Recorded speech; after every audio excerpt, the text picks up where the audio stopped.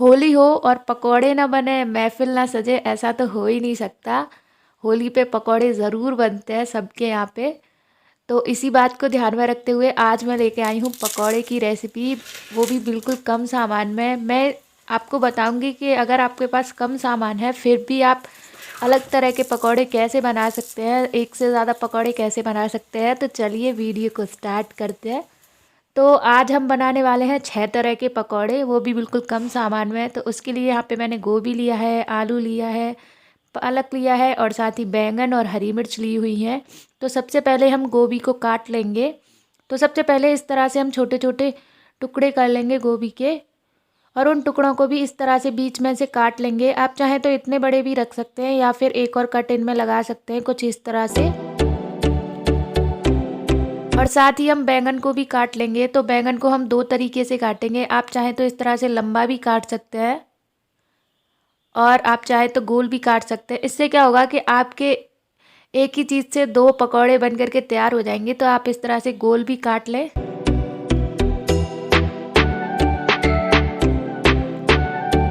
दोनों ही देखने में बहुत ही अच्छे लगते हैं। साथ ही अब हम आलू को भी काट लेंगे इस तरह से गोल गोल।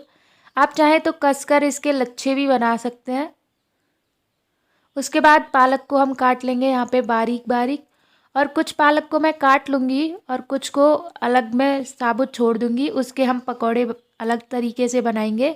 तो हमारे 2 तरीके के पकौड़े पालक से भी तैयार हो जाएंगे। साथ ही हमने हरी मिर्च को इसी तरह से रख लिया है। तो चलिए अब पकौड़ी तलने के लिए घोल तैयार कर लेते हैं। तो यहाँ पे मैंने लिया है कम से कम 250 ग्राम बेसन, उसमें हल्दी, मिर्च और स्वाद अनुसार नमक डाला है। साथ ही अब इसको हम थोड़ा थोड़ा पानी डालकर फेंटेंगे।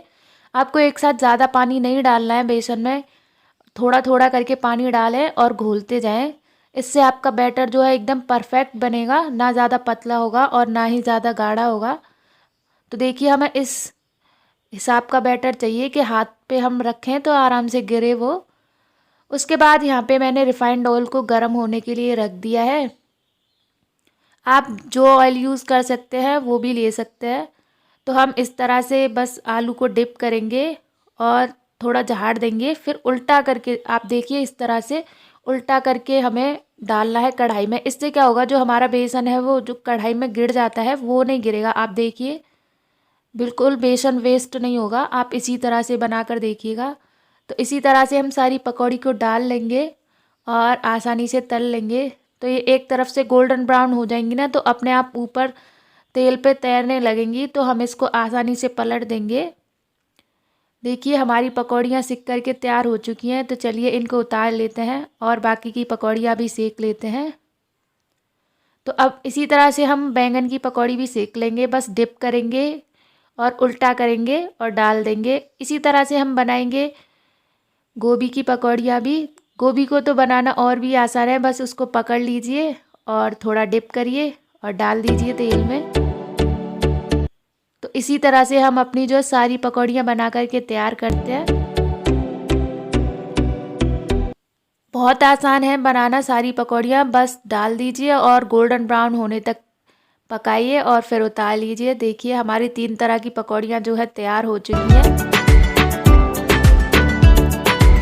तो अब हम यहाँ पे साबुत पालक की पकौड़ियाँ तलते हैं।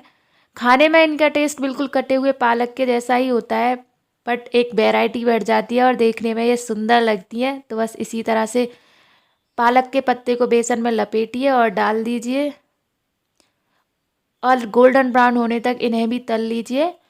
तो ये बहुत ही सुंदर लगती हैं देखने में भी और क्रिस्प भी हो जाती हैं एकदम। तो आप इस होली इस तरह की पकौड़ियाँ भी ज़रूर बनाइए। इसी तरह हम मिर्च की पकौड़ियाँ भी तल लेंगे। आप चाहें तो बड़ी वाली मिर्च की भी पकौड़ियाँ तल सकते हैं। वो वीडियो भी मैं जल्दी ही अपने चैनल पे अपलोड करने वाली हूँ, तो आप उसे भी ज़रूर देखिएगा। तो बस गोल्डन ब्राउन हो जाए तो पकौड़ियों को निकाल लीजिए। तो देखिए हमारी ज़्यादातर पकौड़ियाँ बन चुकी हैं, लास्ट बची हैं पालक की। तो पालक को हम सबसे लास्ट में करेंगे क्योंकि फिर मिक्स हो जाता है पालक बेसन में।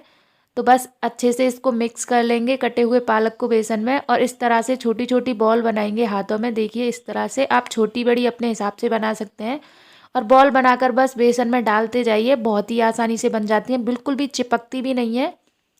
तो बस इसी तरह से सारे बॉल्स बनाकर हम डालते जाएंगे तेल में।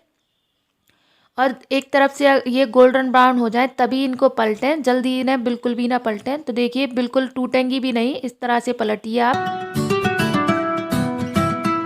और दोनों तरफ से ये हमारी एकदम गोल्डन ब्राउन हो चुकी हैं, एकदम करकरी सिक चुकी हैं। तो बस अब इन्हें निकाल लेते हैं हम।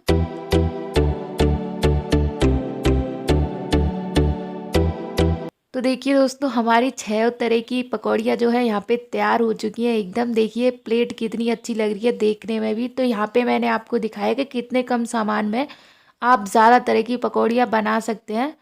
तो देखिए कितनी अच्छी लग रही हैं देखने में। आप इस होली किस किस चीज़ की पकौड़ी बनाने वाले हैं मुझे कमेंट सेक्शन में ज़रूर बताइए। चलिए मैं आपको चेक कराती हूँ। देखिए कितनी करकरी बनी हुई हैं सारी पकौड़ियाँ।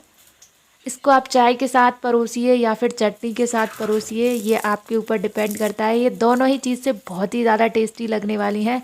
तो इस होली पकौड़ियाँ बनाइए ढेर सारी और इन्जॉय करिए सबके साथ।